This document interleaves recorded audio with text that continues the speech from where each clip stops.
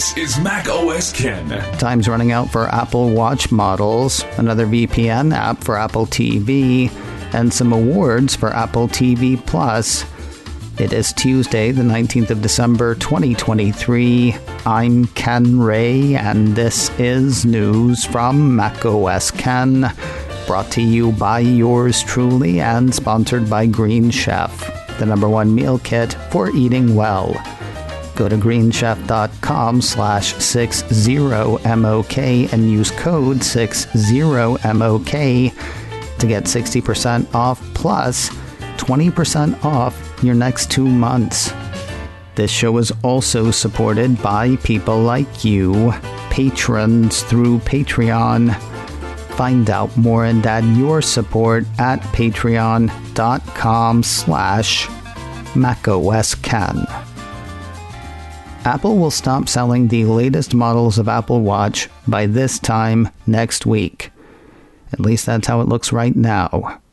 Apple issued a statement to that effect on Monday. We will pull from a few sources for this one, including Bloomberg Law, hat tip to Jeff for the link, TechCrunch, and 9to5Mac. Do you remember Masimo? Masimo is a medical device company that's been fighting with Apple since 2020. That is when the former sued the latter for allegedly violating patents tied to blood oxygen sensor technology found in Apple Watch. But the lawsuit was taking longer than Masimo liked, so it also filed suit with the U.S. International Trade Commission, or ITC, in 2021. And there, it seems to have hit pay dirt.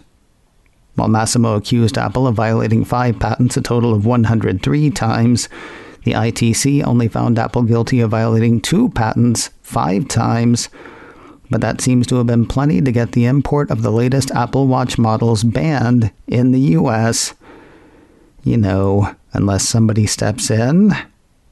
According to 9to5Mac, the ITC handed down this order in October, starting the clock on a 60-day presidential review period, now set to expire on the 25th of December.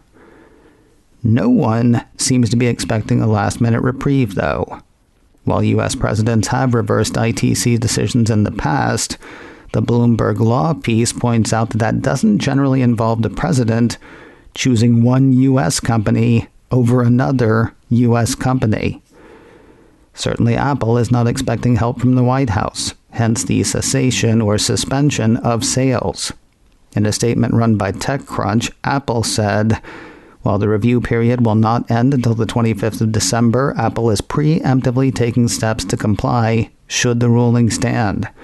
This includes pausing sales of Apple Watch Series 9 and Apple Watch Ultra 2 from Apple.com starting on the 21st of December and from Apple retail locations after the 24th of December.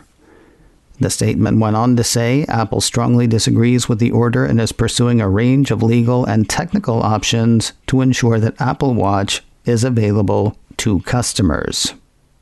That may not be the easiest thing, at least on the technical side. The Bloomberg Law piece points out that the disputed tech in the case is hardware-related, not software.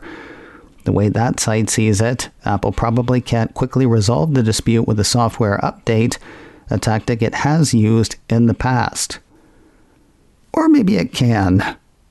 Late in the day on Monday, Bloomberg hit with another piece saying that Apple engineers were or are racing to make changes to algorithms on the device that measure a user's blood oxygen level. Highlighted by 9to5Mac, the report says work within Apple suggests that the company believes software changes, rather than a more complicated hardware overhaul, will be enough to bring the device back to store shelves. Surprisingly, this is not secret sources stuff. The report says Apple confirmed to Bloomberg that it is working on submitting a workaround to the U.S. Customs Agency, which is in charge of approving changes to get a product back on the market. Expressing doubt is Masimo. 9to5Mac has that company saying that the device's hardware needs to change and that a software fix won't fix it. As for how long it would take Apple to completely redesign hardware to do the same thing it's currently doing, who can say? Masimo, by the way, totally stoked. Bloomberg Law had that firm saying in a statement, the ITC found that Apple stole Masimo's patented pulse oximetry technology, which measures blood oxygen. The ITC undertook a thorough legal process, and its expert judgment in this matter should be respected, protecting intellectual property rights and maintaining public trust in the U.S. patent system.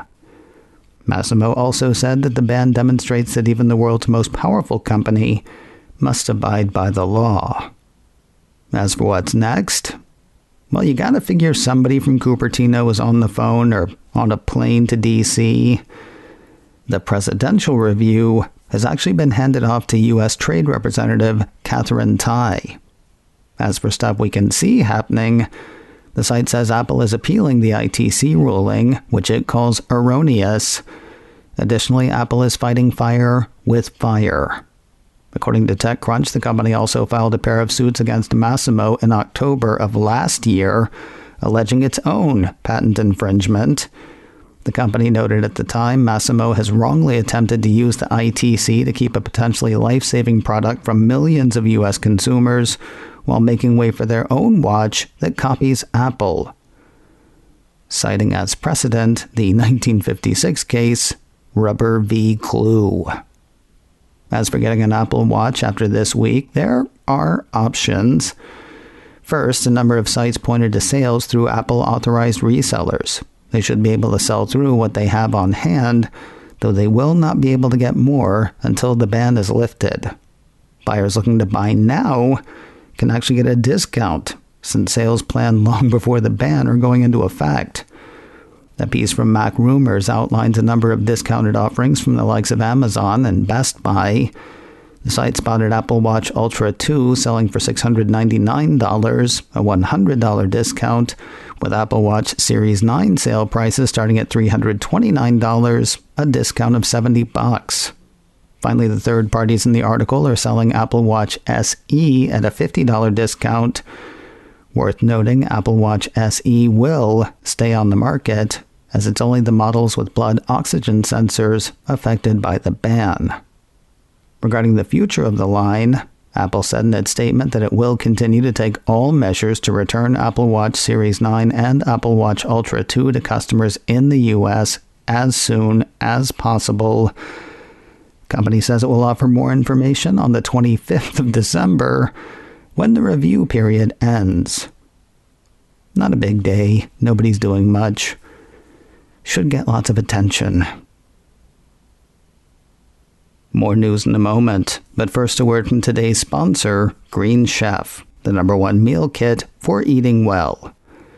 Eating clean and eating well may sound like code words for boring and bland.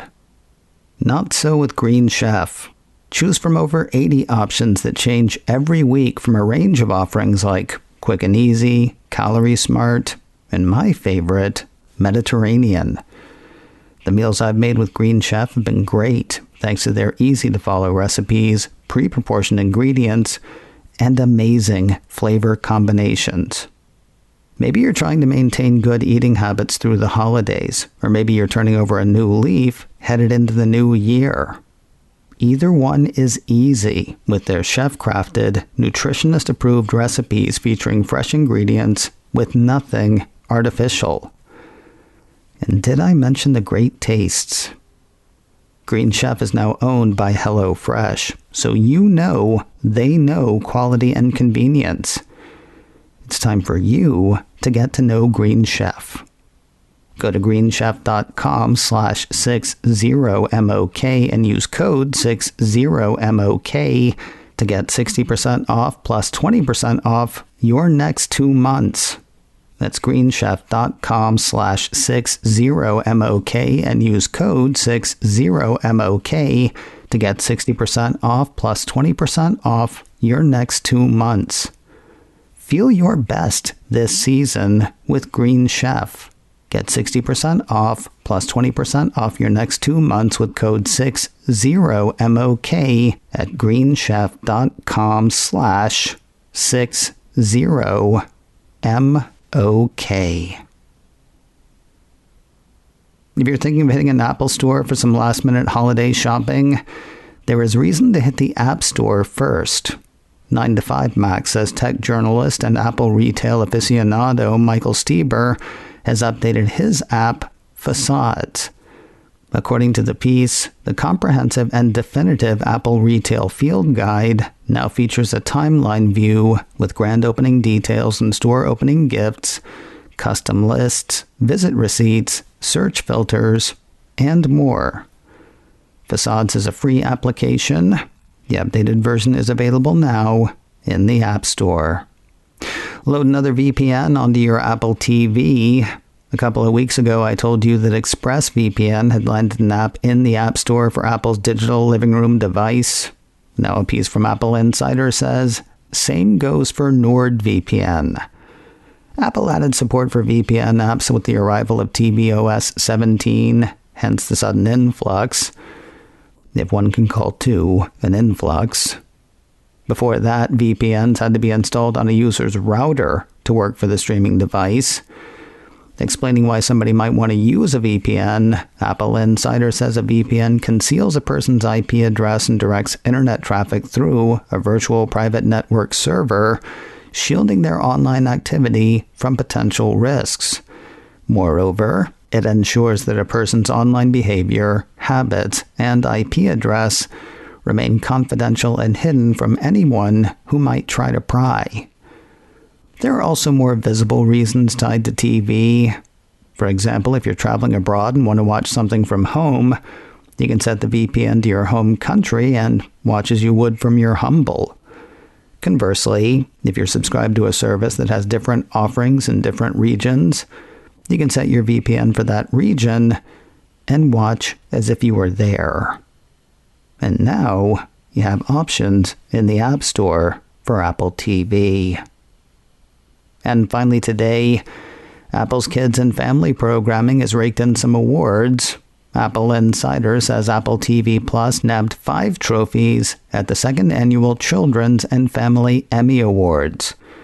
They included a Writing Award for Life by Ella, a Voice Award for Pinecone and Pony, an Animation Award for Shape Island, a Visual Effects Award for Jane, and a Casting Award for Best Foot Forward.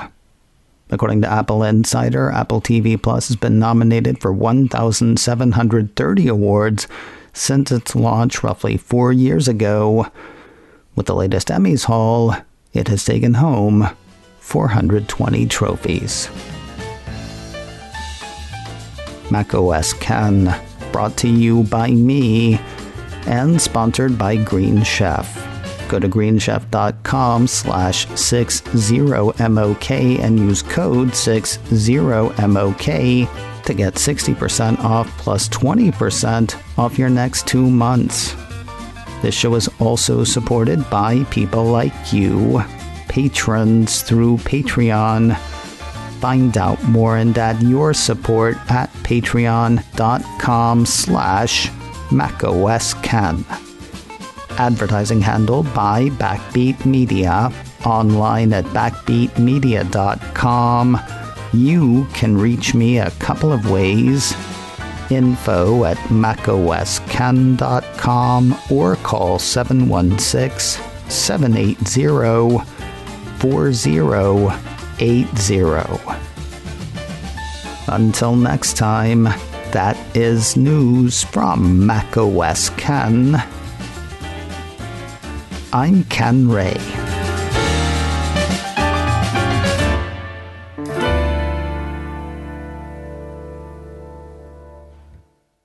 Ciao.